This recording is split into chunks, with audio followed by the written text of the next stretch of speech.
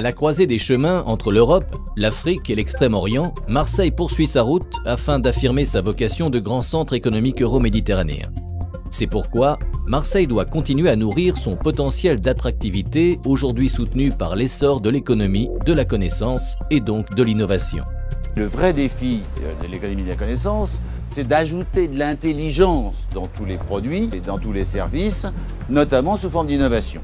Et l'innovation, elle s'enrichit entre autres de la recherche. Et le grand défi pour une métropole comme Marseille, c'est sans doute de relier plus intelligemment les pôles de recherche publics et privés, mais c'est aussi de libérer les initiatives de sorte qu'il y ait un foisonnement d'innovation, y compris pour renouveler le tissu productif. Une opinion partagée par les entrepreneurs marseillais du secteur de la recherche. Le tertiaire supérieur est un secteur fondamental pour l'économie actuelle et pour l'économie future de Marseille.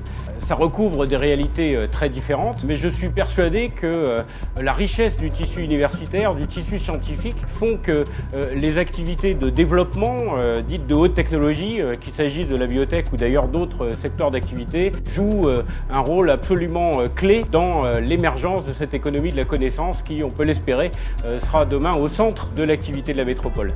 Par ailleurs, Marseille doit poursuivre sa politique de développement durable, indispensable face aux effets d'une mondialisation galopante.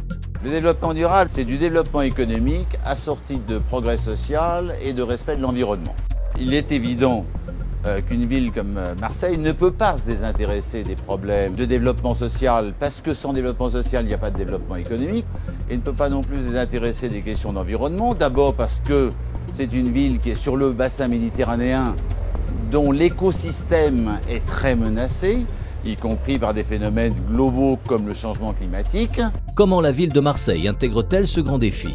Le développement durable, aujourd'hui, c'est une loi qui s'impose à tous, à cause de l'explosion démographique qui pose d'énormes problèmes d'environnement, et aussi à cause des conditions même de la mondialisation.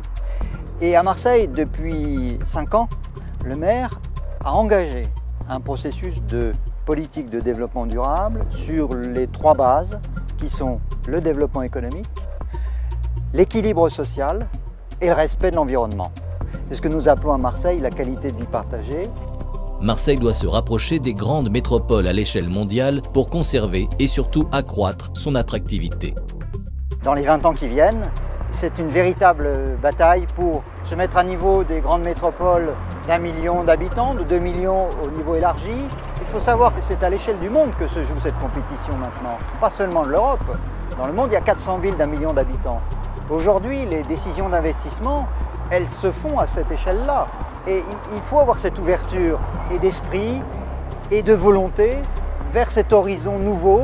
Il faut aller de l'avant. S'ouvrir vers l'extérieur, c'est aussi s'inspirer de la réussite de ses voisins.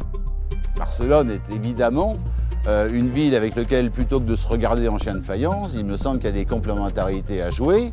Il me semble qu'il y a aussi des complémentarités à jouer avec Gênes, et que si Marseille réussissait sur ce qu'on appelait autrefois l'arc méditerranéen à tisser des alliances stratégiques au long cours, elle pourrait être à l'initiative d'un jeu à somme positive.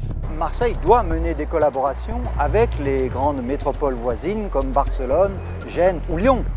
Parce que même si on est en concurrence, il faut savoir s'inspirer de leur succès, savoir comprendre comment ils ont réussi à un certain nombre de performances, et puis, en toute hypothèse, aller vers l'autre, aller vers l'extérieur, jouer une partie du match à l'extérieur. Depuis toujours, Marseille bouge, Marseille change. Ouverte sur le monde, la plus ancienne cité de France a parcouru ses 2600 ans d'histoire, non sans remous, surprises et revirements. Aujourd'hui, Marseille a rompu avec la spirale du déclin des années 1990 pour afficher son dynamisme économique, scientifique, touristique et culturel. Et demain, quelle route doit suivre Marseille pour progresser dans la course des grandes métropoles à l'échelle mondiale ?